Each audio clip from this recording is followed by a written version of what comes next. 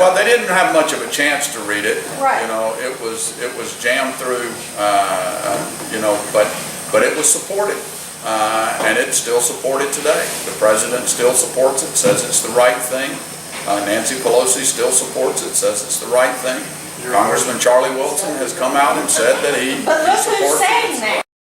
I mean, they're trying to bring America down. I'm sorry. It might be patriotic and all that, but that's what that body of people seem to be trying to do to the whole country.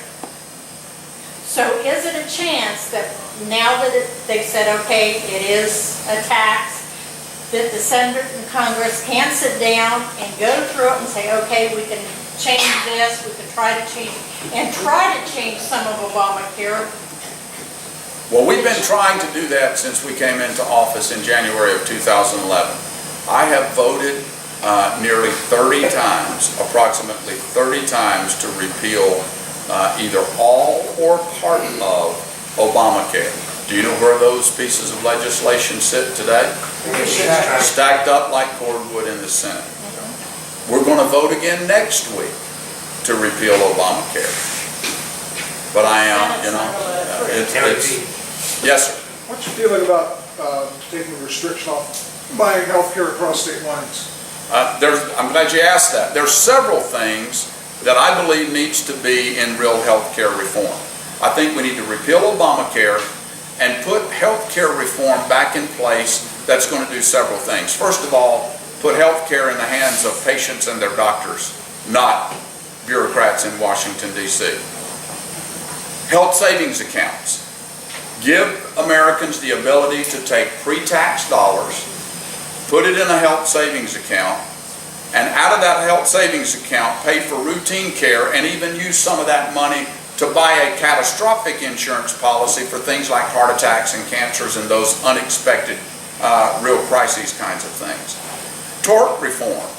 Let's keep our doctors in the operating rooms and the delivery rooms rather than in the courtrooms. Get rid of the frivolous lawsuits. That'll lower malpractice insurance. That'll give doctors a chance to keep their businesses open. But number three, let's put competition back into the system. Let's make those health insurance companies have to earn your business, make it competitive, make it portable from state to state and job to job. Absolutely. There's a couple of other things that I think we need to do. You know, I think it's a good thing that insurance companies cannot deny coverage based on pre-existing conditions. You know, I think that's a great thing. And we need to consider having that in common sense health care reform. I also think in this kind of economy, where 50% of America's college graduates are either unemployed or underemployed, give those kids a break. Let them stay on their parents' health insurance policy a little longer until they're age 26. It shouldn't be mandated, but they should be allowed to if they need to.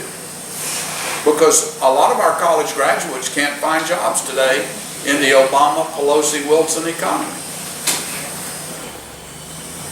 Well, one thing we have a problem with is people, if they are sick, they go to ER because they can't go to the quick care center because they won't take them if they don't have insurance. Most of the quick care units now are owned by hospitals. Why can't we tell them, okay, have a nurse practitioner at the ER saying, if you have this or that, we can send you to the quick care unit and we'll accept you over there, instead of going to the ER where the costs are so much more. And there's people in Texas, they say we're spending $1 million a year. Well, one of the things that we find is that when you give people more control of their health care, they take more responsibility for their health care. You'll see a decrease in the number of people that go to the high-cost emergency rooms, and they'll begin to work more directly with their private physicians. That's all part of the overall healthcare picture. You're right. What's the government doing about their gas prices and stuff? Are they working on that in any way? We need an all-of-the-above energy policy. You know, we could be energy independent and secure in this country if we chose to do so. One of the most humbling moments that I've had since becoming your voice in Washington was to sit and listen to a joint session presentation by the Prime Minister of Australia. She spoke to all of the Senate and the House. Many of the President's cabinet were there. The Vice President was there. She started off her speech this way. She said, "You know, I remember being a young girl, sitting on my living room floor, watching Neil Armstrong and Buzz Aldrin land on the moon, thinking to myself, wow, those Americans can do anything." She went on to talk about America's relationship with Australia, how we had worked together to address many of the world's problems, how America had actually stood alongside of and oftentimes in front of Australia during World War II. She ended her speech like this, and this is a paraphrase of what she said. She said, "You know, I'm not that young girl anymore. Today I'm the Prime Minister of our country and I've got a lot more experience under my belt. But yet still today I believe that Americans can do anything."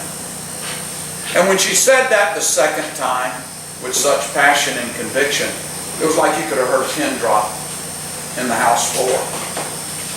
Everybody kind of sucked it in.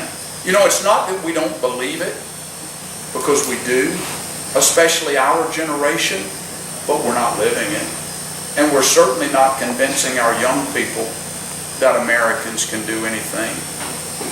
Not when you got 88.5 million people that have given up, of working age, that have given up on the idea of finding a job.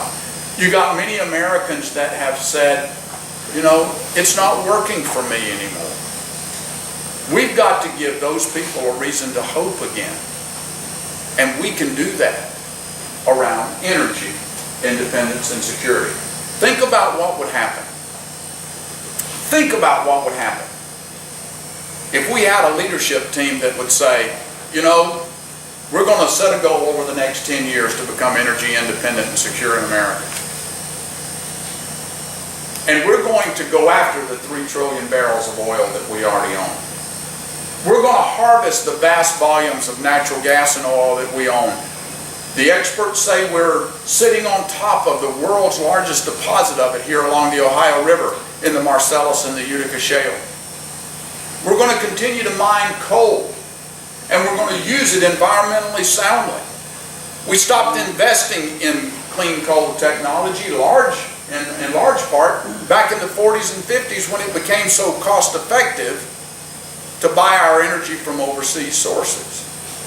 We're even going to expand our nuclear footprint, because nuclear energy is the safest, most reliable form of energy on the planet. It's expensive, and it is expensive because we don't manufacture the kind of steel here in America to enclose a nuclear reactor anymore. We have to buy that stuff from overseas countries like Japan and others. And we can even find out where wind and solar energy fit in. I'm not suggesting that we not pursue alternative forms of energy, but it needs to be an all-encompassing energy policy, not just wind and solar. They're never going to, in my opinion, meet our energy needs by themselves, because guess what?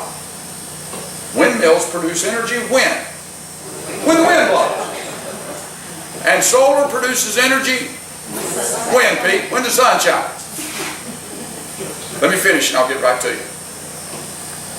If we had an all of the above energy policy like that, with regulatory reform that told the regulatory agencies like the EPA and the Department of the Interior, look, starting today you're going to become partners in progress with America's energy businesses and industries.